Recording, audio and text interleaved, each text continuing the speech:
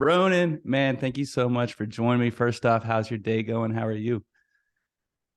My pleasure, and my day is off to a pretty good start. I started a new routine recently where I wake up at like 4:30 or 5 in the morning and meditate for like an hour to an hour and a half, just because the last year or so has been so stressful. It just hit a breaking point that I had to switch up my routine. Um, and since I've been doing that, I've been having some crazy, intense, very visceral meditations that really change the arc of my day, and in many ways feel like they're changing the arc of my future on some levels. So anyway, I did that this morning. So it's a good way to start the day. That's for sure. Very cool. You also describe intense meditation. It could be a psychedelic experience, right? Uh, Absolutely. I, I'm sure if anyone's listened to anything about psychedelics, someone's broken down the word psychedelic to be psyche and delos, which is like mind manifesting or soul revealing and all that kind of stuff. And there's a number of ways to slice that, but it's like it's delving into different levels of your consciousness, right? There's the conscious level, there's the subconscious, there's the unconscious. There's no, woo woo ambiguity about that. That's pretty serious stuff. And there's a number of ways to tap through that. Psychedelic drugs are one way to do Mm-hmm. that. But psychedelic drugs are just showing you what your body's capacity is anyway. Your body can't do something it's not functionally or physically able to do. So all psychedelics are doing is enabling your body to do something it could do anyway if you just figure out how to tap into it. And meditation is an entirely different way. Breath work is a different way. There's a number of different ways to kind of veer up and down through the various levels of your consciousness. Yeah, exactly right. I do a lot of breath work. I do a lot of meditation. Aside from say the psychedelic experience that you're describing, there's so many benefits to that sort of stuff as well. What was your journey into field trip health? Like, what got you into it at the beginning? Yeah, I certainly did not come from a path that would lead anyone to suggest that I may find myself as the CEO of one of the largest providers of psychedelic assisted therapies. Um, my path briefly was, normal kid, went to school, did a business degree, got into law school, quickly realized that the practice of law was for suckers, or at least not for me. I shouldn't judge other people who do enjoy the practice. Um, Struck out as an entrepreneur. I've always been somewhat, just naturally curious or contrarian and like doing what people say you can't do. And so through my entrepreneurial path, I eventually stumbled on an opportunity with the people who became my business partners actually in Field Trip to get involved in the medical cannabis industry in Canada. And at the time, I was like, medical cannabis. And if this doesn't translate into video, I'm putting air quotes around medical because while I had no issues with people using cannabis recreationally to get high, to do whatever, I was somewhat suspect of the medical applications of it. Notwithstanding, we started a business called Canadian Cannabis Clinics that was providing medical access to cannabis in Canada. And what I saw through that experience was just how profoundly life-changing cannabis medicine, no air quotes this time, was for so many people who were genuinely sick and suffering. You'd come to one of our clinics and you wouldn't see who you might expect to see. We had people 50s, 60s, 70s, 30s, whatever.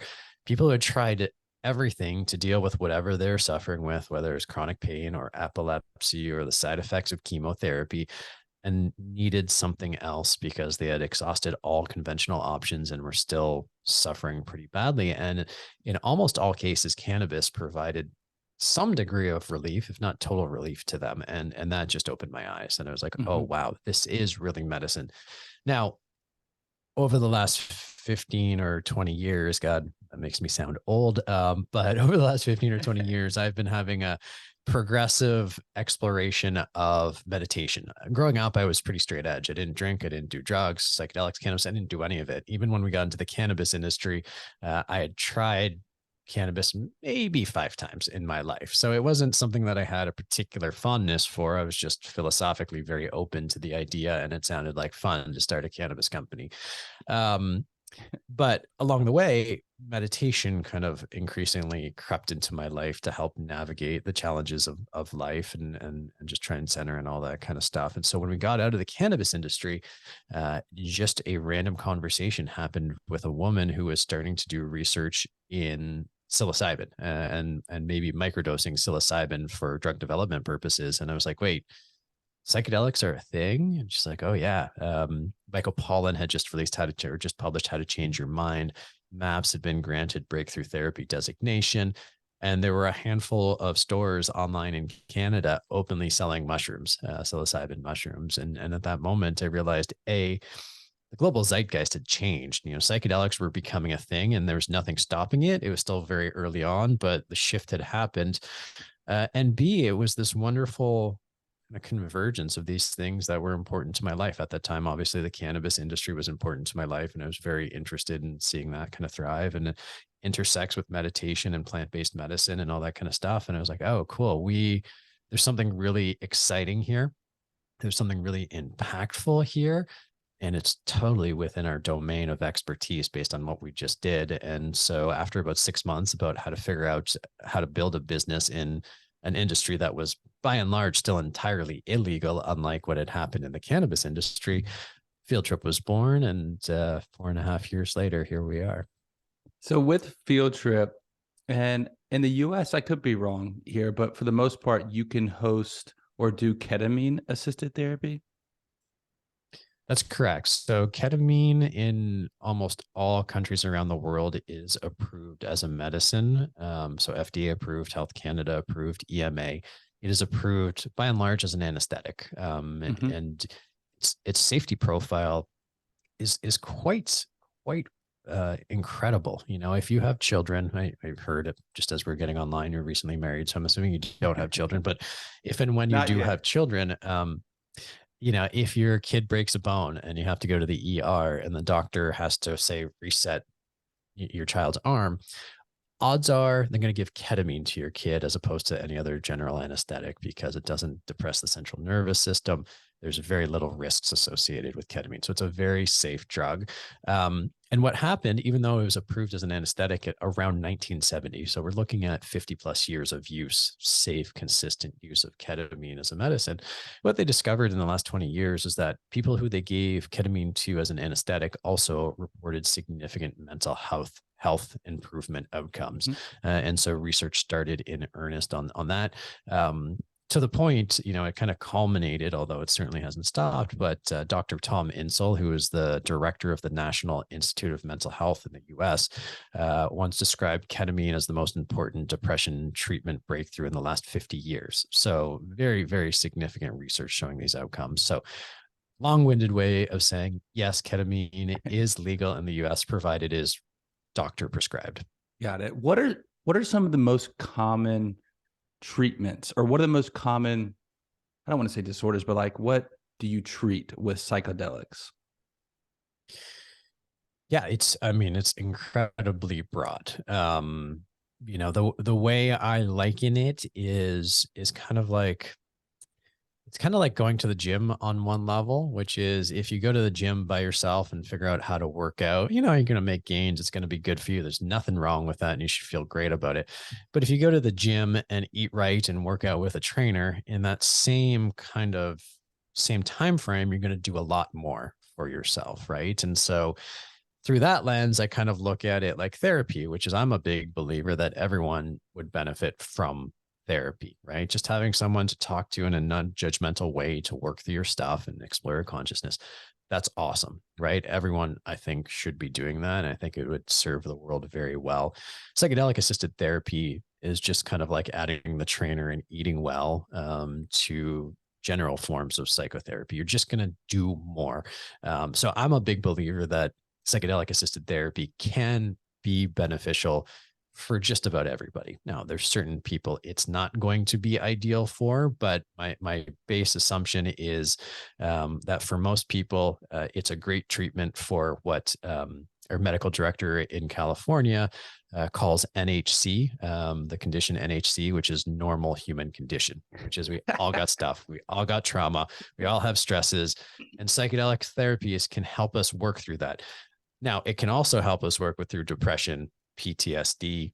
We're seeing Mhm. interest in eating disorders. Most psychedelics are also potent anti-inflammatory molecules.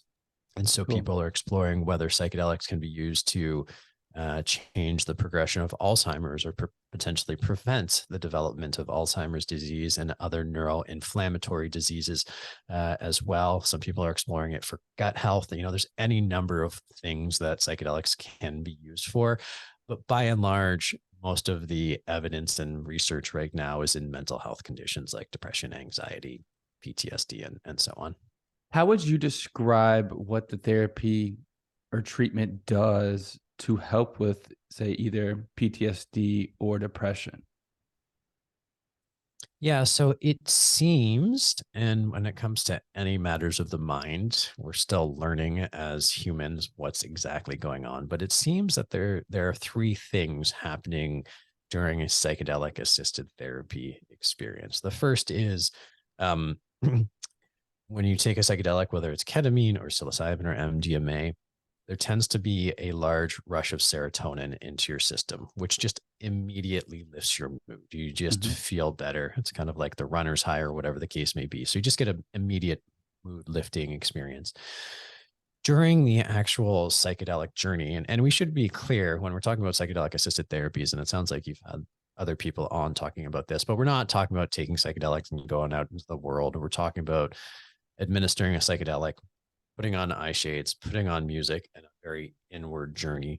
And during that experience, what happens for a lot of people is stuff comes up. You know, you might remember this time that your mom got mad at you for something and it really hurt you, or, you know, it wounded you to the core, or, you know, it could be much worse instances like child abuse or anything along these lines. Our brains are really powerful at suppressing and pushing away things we don't like or painful memories. And that often forms the basis of what are described as pathological behaviors, right? You know, we shut off our emotions, we close off, we don't let ourselves feel things, which arguably is the root cause of a lot of experiences of depression or PTSD. And so during the psychedelic experience, the ego or the part of the mind that keeps you from ignoring these things kind of gets dropped, and you can go back and revisit these experiences with a degree of objectivity, because you're no longer that little child who, you know, got slapped by his father. You're now a grown man or a grown woman who realizes that if someone tried to do that now, you could stop it. And so you can look at it and be like, oh, I realize how much that hurt me, but I can let go of that trauma now. I don't need it to let it define me. I can open myself up. This is what you kind of try to get to in just general psychotherapy, right? These are the kind of breakthroughs. But what happens when you do it on psychedelics, instead of taking 6 months or 6 years like it takes in therapy, usually it happens in a single session very Mhm. often, or two sessions. Not to say you're going to be totally cured after these 2 or 3 sessions, but you're going to make significant improvements. So you got this mood boosting release of serotonin. You have this emotional processing that's going on. And then you have this neuroplasticity that starts to emerge, which is to say that the studies have now shown, or certain studies have shown at least, um, that your brain can actually start to heal physical losses. So synaptogenesis. So our brains, we have neurons, and the synapses connect our neurons to each other so they can talk to each other.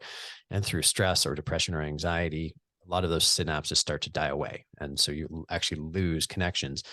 Ketamine and psilocybin, I think MDMA now, there's evidence that it actually triggers the body to regrow those synapses. And so your brain cells start talking to each other better. So you're actually physically healing the brain as well as emotionally healing the trauma at the same time. And that's why psychedelics seem to have such profound effect. And Mhm. when I say profound effect, we're talking about high safety profiles, studies with very few instances of severe adverse events, and outcomes like the MAPS trials looking at MDMA assisted therapy, which show that after 2 or 3, I can't remember, MDMA assisted therapy experiences, 70% of participants who had chronic severe PTSD for an average of, I think, 16 or 17 years no longer met the criteria for PTSD. You know, we're talking about a near effective cure after 2 or 3 afternoons, you know, with MDMA and a therapeutic release experience. It really is quite magical, the outcomes we're seeing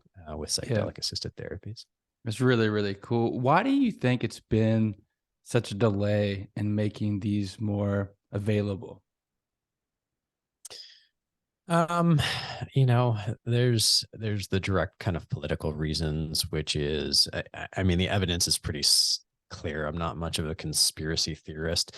Um, Even though this can sound like a conspiracy theory, in the 70s, there was a pretty conscious decision to target certain drugs of recreation because it would alienate and disenfranchise certain groups that represented a threat to the Nixon administration, the hippies and the Black and Mexican communities. So these were targeted, and psychedelics were an essential part of the counterculture. So you make psychedelics illegal, you take away one of the foundational elements of that community. You focus on cannabis and all that kind of stuff, you can alienate a different community, and therefore make them less of a risk to your political career. And that's pretty well documented. I mean, there's tapes of Nixon talking about this. So and then the war on drugs was built on the back of that. And the war on drugs, as Dr. Carl Hart says, is a very effective jobs program. It's given a Oh lot of yeah. people a lot of jobs and a lot of money to both implement domestic and international political policy rationale. So there was lots of momentum against drugs for a long time, and obviously that's been shifting as we saw cannabis emerge throughout the last 20 years. Um, and so and now people are trying to catch up because of all the stigma that was Yeah. presented and misinformation that was presented about psychedelic drugs and cannabis. It takes a while to change people's minds. It takes a while to undo all of the program that you and I both probably received in high school. So that's one reason. On a metaphysical reason, if we're going a little bit spiritual on this, there's a sense of me which is like humanity just wasn't ready. Psychedelic experiences, the whole exploration of consciousness invites a fundamental challenging of how our society works, and we're watching our society kind of crumble in real time. Like my favorite author Tom Robbins talks about how Western civilization was declining too quickly for comfort, but not fast enough to be interesting. It's now declining fast enough to be very interesting and very uncomfortable. And in many ways, I think the evolution of our consciousness is leading to this exploration of all the systems that we have in our society that have worked. I mean, I'm not saying like they've been terrible. They've done a Yeah. lot. Most people live a long time. Poverty is at historic lows. Hunger is at historic lows. We've done a lot of wonderful things, but I think a lot of the systems that we've built aren't really equipped for the direction of the world, and so we're seeing the systems start to collapse quite a bit. Yeah. I had Dr. Carl Hart on, and that was the first time I've ever heard the angle about the jobs around the Yeah. war on drugs. And it kind of like really opened my eyes to that. What are the types of programs y'all offer at Field Trip Health?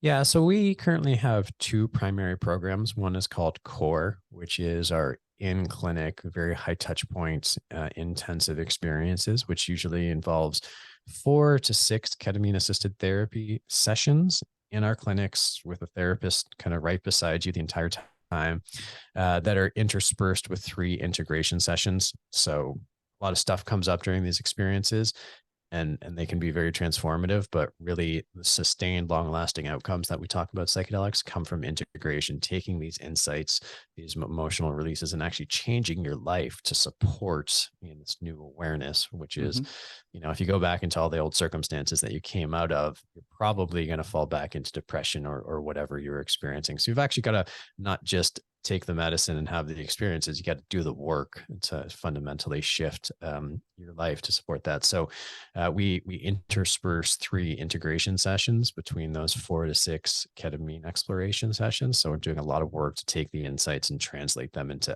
action and change. That's our core program, and what we're seeing with our core program is that it probably, and I don't have apples to apples comparison, but as far as I'm aware, it is probably the most effective mental health treatment option for depression out there, bar none. What we're seeing on average is that on after about 4 to 6 sessions with the integration work, 95% of our clients see significant improvement. over half of them see their depression and anxiety scores go from severe to mild. And those benefits last 4, 5, 6 months with Wow. significant effect size. So we're talking real fundamental improvements, long lasting improvements that are sustained, that last a long time. So it's really quite exciting what we're generating with our core program. The other program, which we recently launched, is a program called Freedom by Field Trip. And it's really designed to address some of the challenges with the core program. Specifically, it's not inexpensive given the amount of therapist time, excuse me. And you're coming into our clinic and all that kind of stuff. The core program is between $5,000 and $6,000. So it unfortunately is out of reach for a lot of people who could benefit from it. And there's not a lot of insurance coverage, although that's starting to change. So we designed the Freedom Program, which is a program where the ketamine is actually shipped to your house in small doses, and you can either have the experience at home or you can come to one of our clinics and do it in a group session. So a little bit lower touch point, but a lot more flexible in that you never have to come to the clinic. So, if you live in Orange County and can't make it to Santa Monica, where our clinic is, you're not denied access to benefiting from these therapies. You still have access to it. You're just doing it from home kind of thing. And the difference with our Freedom Program is it's really designed to engage lifestyle change as well. So I'm a big believer that an intervention-based approach to mental health isn't going to work for long term. It's like surgery, but that if you don't really change your life, what you did, the way you walk that caused your knee injury is going to come back. You have to fundamentally shift things. And so we've designed the Freedom Program to be kind of like a membership program where you do the ketamine therapy, but we support it both with integration therapy, but with meditation classes, movement classes, education, psychoeducation, really leaning into the lifestyle. So you're not only getting the benefit of these treatments, we've given you a whole, almost like self-guided design course to change how you live your life on an ongoing basis. Again, it's like kind of going to the gym. You go to the gym once, you're going to feel good. You're going to feel stiff afterwards and get that great reward from going to the gym. But it's only when you go on a regular basis and start to eat healthy and do all that kind of stuff that you're really going to see how you feel physically shift. From a mental and emotional perspective, you kind of have to have that same commitment. And so the Freedom Program is designed to be that program that helps you get yourself going to the emotional gym on the regular. Exactly right. Like if you are in a state and all of a sudden you have a good day, but the next day you wake up and get out of bed late and rush to work, you're going to fall back into the same feelings and mental state that you were maybe, the day before. What have been some of the infrastructure and challenges around that building for the in-person treatments and also, like you said, the self-guided treatments too? I mean, there hasn't been a lot of challenge in building the infrastructure. When it comes to psychedelic therapies, you'll hear the term set and setting being really important. Set being the mindset, so the preparatory work that you do in advance of the psychedelic experience. So you're not coming in, rushing in after leaving an office and you're late, you're amped up because you've been running and anxious because you're late and all that kind of stuff. Not the ideal way to have a psychedelic experience, because it's going to be probably more intense and more challenging and bring up sort of more negative emotions that you're maybe not ready to deal with. So you want to be in a good mindset. You want to be prepared. You want to have an idea of what you want to work on, ideally, even though very often your mind goes wherever it's going to go, despite your best intentions.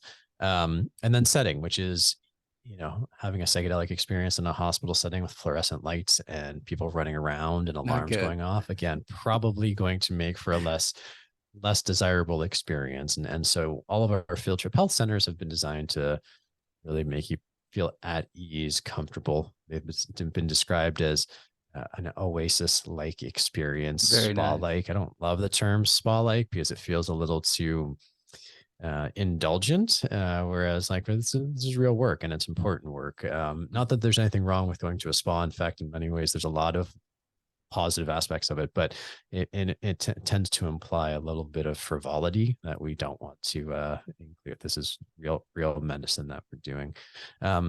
So not a lot in terms of infrastructure, just like it's careful consideration. It's the difference between going to a McDonald's and going to an amazing restaurant where they curate every aspect of the experience to be really wonderful. Yeah.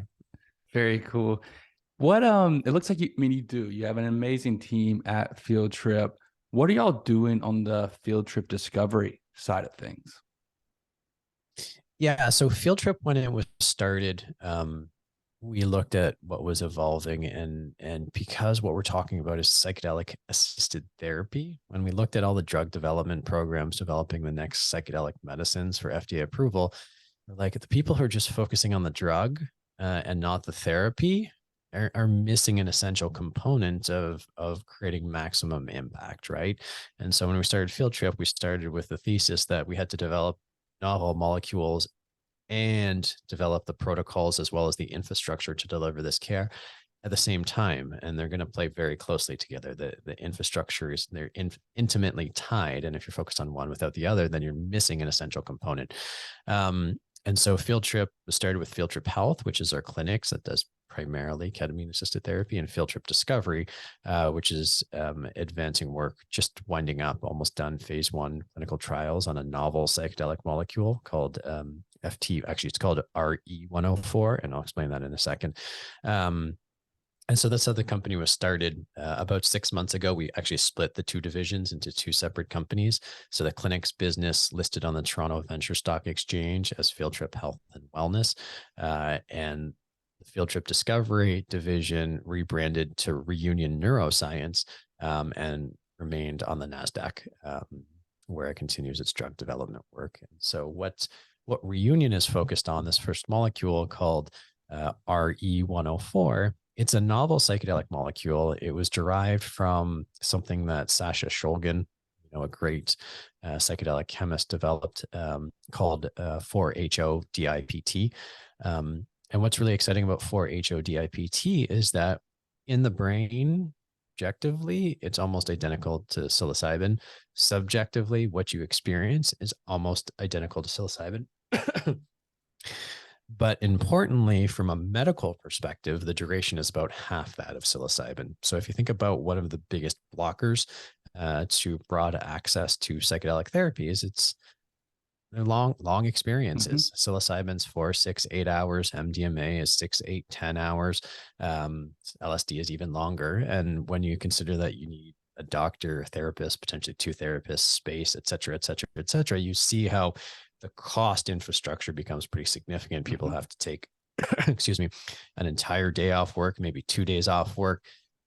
It's a commitment, and it creates a great outcome, but it's a commitment. So we said, well, if we can generate all the positive results of psilocybin, but cut the journey time in half, it becomes that much more accessible to that many more people because the costs are lower. And that's exactly what we're seeing with RE104, is that it's basically psilocybin-like, but the duration is half that. So in theory, we can do, help twice as many people in the same day. Or, if you want to embark on these therapies, it's a morning or an afternoon, not an entire day. And that would be something you could also do as self-guided, or something you could take, away from your clinics? That is to be determined. Probably not to start. What we've heard from MAPS, who's doing the MDMA assisted therapies, is that the FDA is going to require that MDMA assisted therapy be done in a physical location with a doctor present, so it won't be at home. How restrictive that is and how long those restrictions last for, we'll see, but that's the way it's going to start. So with my expectation is with RE104, we'll see the same thing. That'll have to be delivered in clinic under immediate doctor supervision. Where are we in the psilocybin approval process in the United States? That depends on what you mean by approval process. So there's 2 ways to think about this. Excuse me, I've got a tickle in my throat. So from an FDA regulatory approval process, which is how medicines get approved for treatment of specific diseases, Compass Pathways is one company who's doing clinical work. There's also a nonprofit called USONA. Both of those have recently completed their phase 2B clinical studies. And so just a quick primer on clinical studies. In order to get a drug approved by the FDA, you have to do typically phase 1, phase 2, sometimes phase 2B, phase 3, which usually involves 2 arms of a phase 3 and sometimes a phase 4. So MDMA assisted therapy, they just completed their the second arm of their phase 3. So they expect commercialization and FDA approval for MDMA beginning of 2024 or end of 2023. So we're less than 12 months away from Wow. MDMA. Psilocybin is probably 2 to 3 years from now before it'll get FDA approval. That's the approval path. The other path is legalization, which we've now seen in the state of Oregon. They've legalized psilocybin services, which should come online early next year, so January 2023. And then Colorado recently approved the Natural Medicines Health Act, which is very similar to what was approved in Oregon. So they're probably 2 years away from that program. But what's really cool about Oregon and Colorado is that FDA approval always is attached to a disease. So you have to have depression, you have to have anxiety, you have to have some clinical diagnosis before a doctor can prescribe it, which means all the people who would benefit from psychedelic therapy is just like going to a therapist are excluded from accessing it legally because they don't have a disease. They don't have a condition for which it's a prescribable event. In Colorado and Oregon, there's no requirement. The only requirement is that you don't have a contraindication. So those subset of people for which we know psychedelics are probably not a good idea, people are pregnant or nursing or have severe bipolar or schizophrenia or other conditions where the connection to reality, objective reality, is a little bit tenuous, they're excluded from the program. But everybody else over the age of, I think, 21 is allowed to participate. So it enables more people to access these very life-changing therapies, whether you have a mental health condition or not. That's pretty important, I think.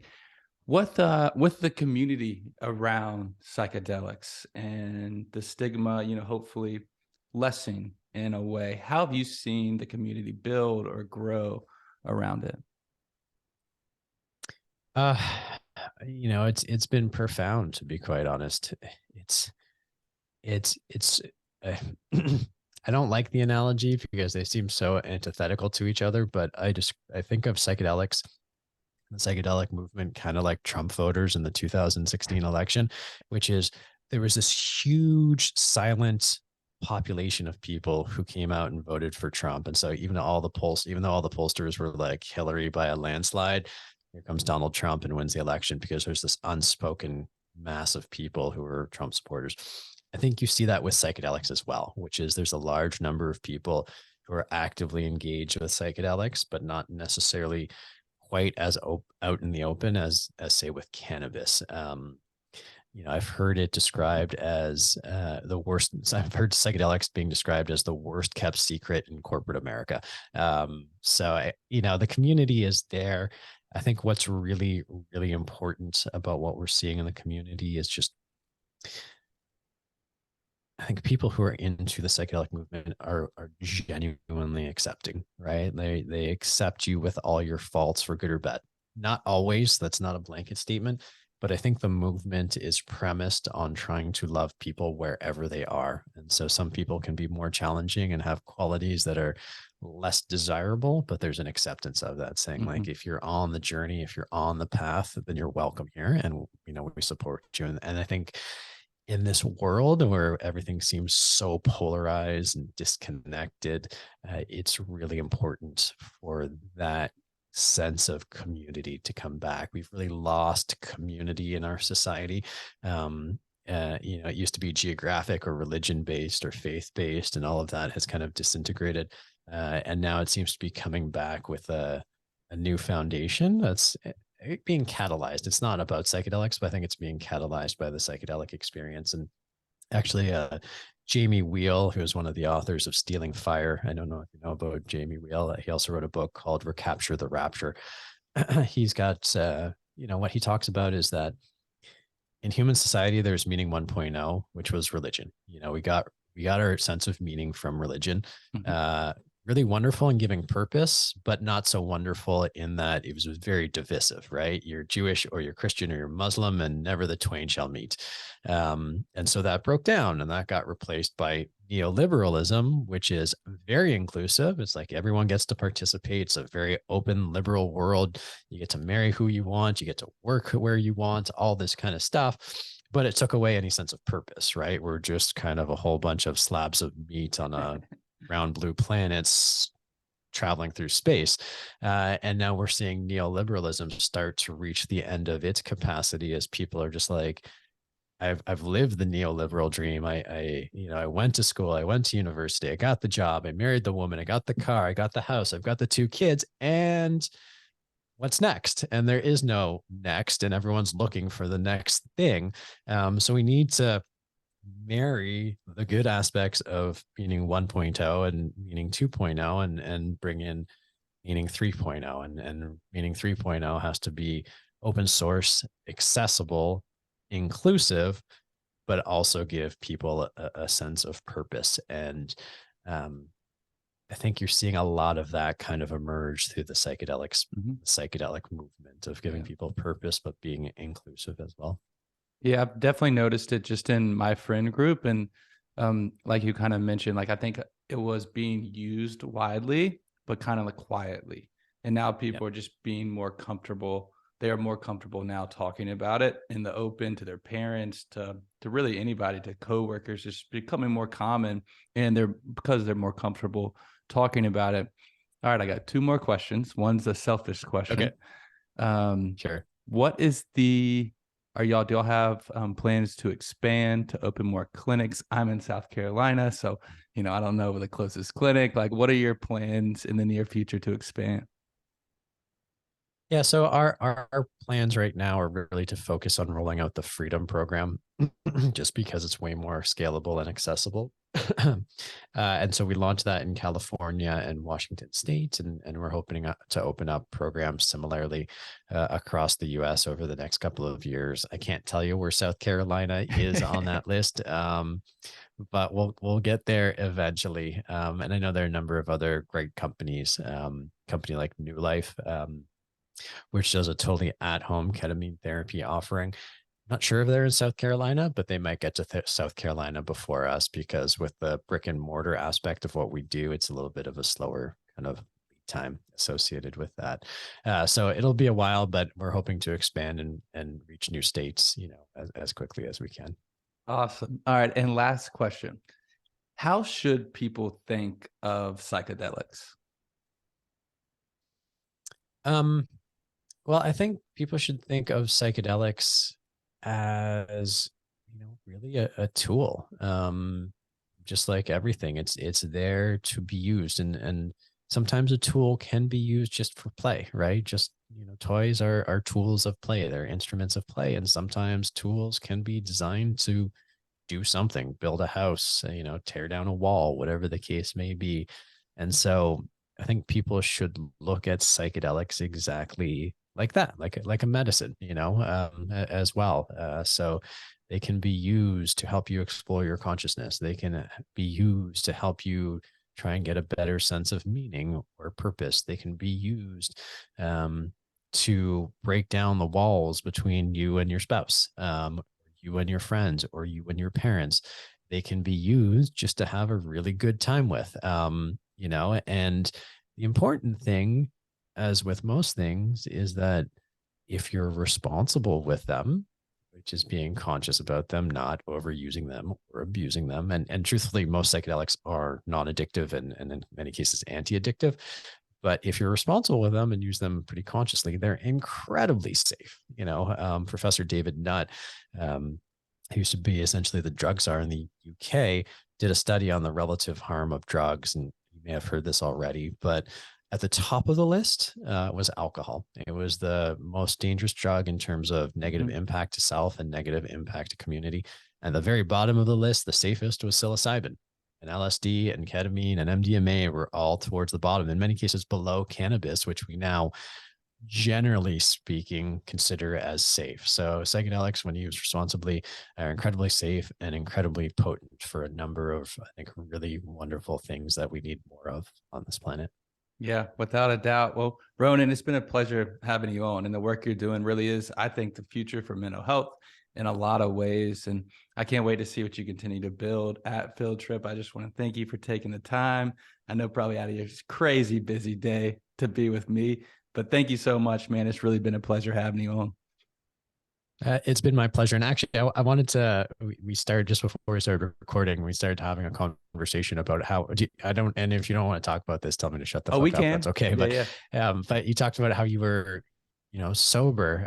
Hmm. And so the conversation around psychedelics are certainly intriguing, because I think you see the impact, but it's running up against, yourself, self-mandated, Hmm. sobriety. And so wanted to unpack that a little bit, if you don't mind. Definitely. Understand where it came from. And then, yeah, I'll start with that question and then I'll go into my second question. Yeah. So that is, something I've struggled with. And I've been open about it with the podcast. I've been sober now for just over 5 years. It started with Xanax around um, depression and anxiety, really anxiety.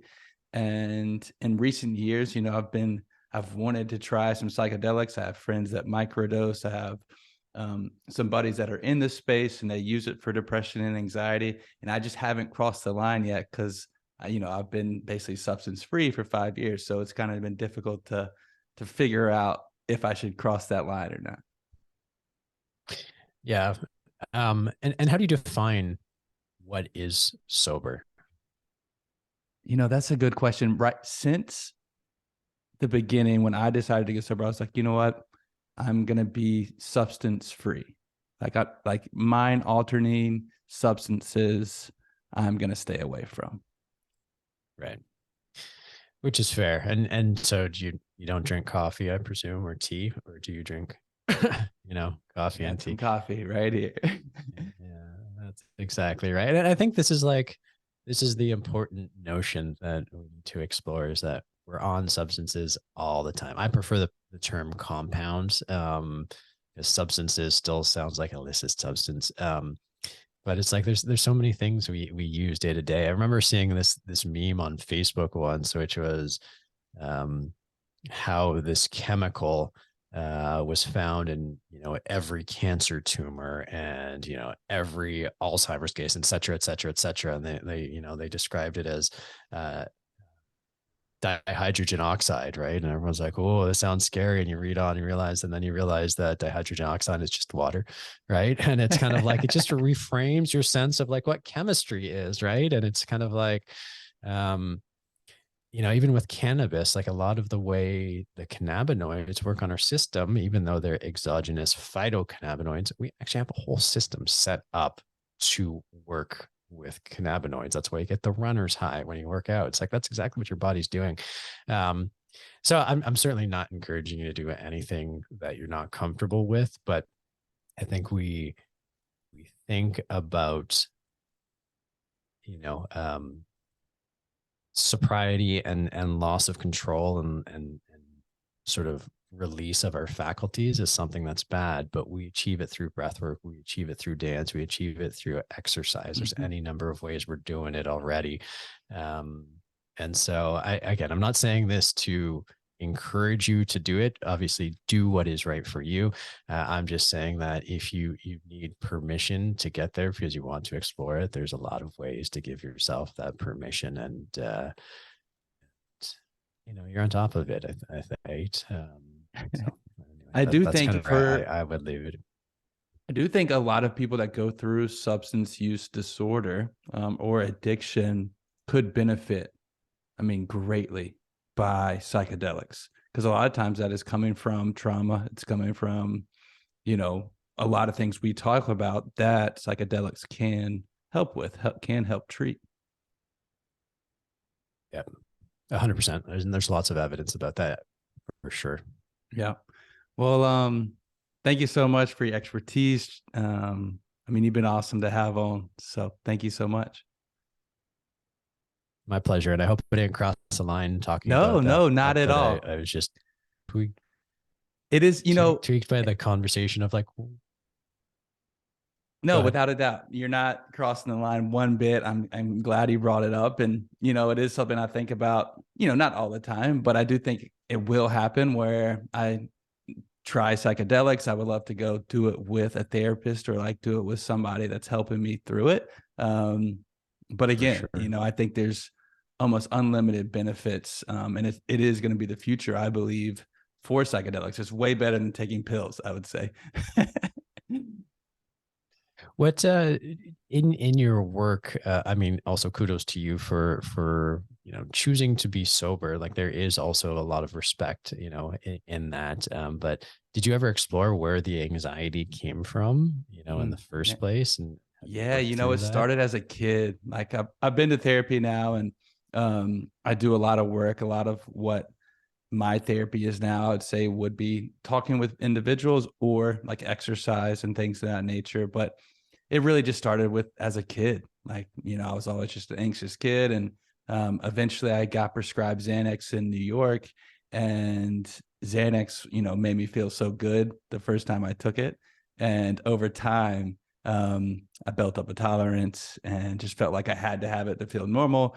But it's a snowball effect, and then you need more and more and more and more and Yeah. more, and eventually you find yourself addicted and really needing some treatment or going to rehab. So that's where I ended up.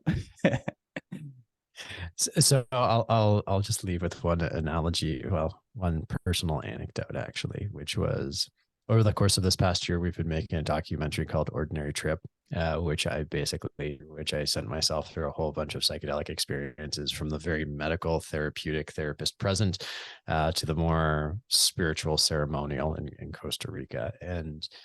Um, and during a experience with San Pedro, which is mescaline, which is also what's in peyote, I realized that one of the things that I've always had since I was a little kid was a sense that I was small. And because I was not a big guy physically, and I was always a year ahead of myself in school. And so I was always the small kid. And so much of my personal anxiety started then, because I always felt like I had to overcompete. I always had to be bigger in every other way because I was smaller in the way that we measure size. And I've been living my whole life that way, and it's been exhausting. And so I just share this from the perspective of, sometimes what you get out of these psychedelic experiences. I described it as like turning a page in my life, but opening up a whole new book. I'm like, this wasn't like, I've done a lot of work, and I it was just like, oh my God, how did I miss all of this part of the story? And so I just share that with you because you can have some pretty profound insights that come out of these, and they shape everything else in a really, healthy and constructive way. Mm-hmm. And for me, it was actually, I thought I wasn't smart because it was hard for me to read and write. Like I wasn't a good speller, and it was Fuck hard for me to yeah. read and write. And going through school, there was a lot of anxiety about being called on, or, having to like spell a word out loud or something like that. And that, like, I think really that's kind of where it started. Oh, yeah. I totally felt that when you said that. I'm like, oh man, yeah, that would be awful. So Well, awesome. I'm gonna have all Uh, the links and everything for people. So if they do want to check y'all out, or do some of if they're living in a place where a clinic is, they can definitely experience that and reach out to y'all. And then also, like you said, the self-guided program if they're in the state. I know I have a good bit of listeners definitely in California too. So it's been a pleasure awesome. having you on. Thank you for being open, and it's been awesome. Thank you. Thank you for having me on, and thank you for being open as well, and sharing with that. Um, from my perspective, I think it's really important that people just like own up to everything and just be like honest about it. And so I thank you for owning that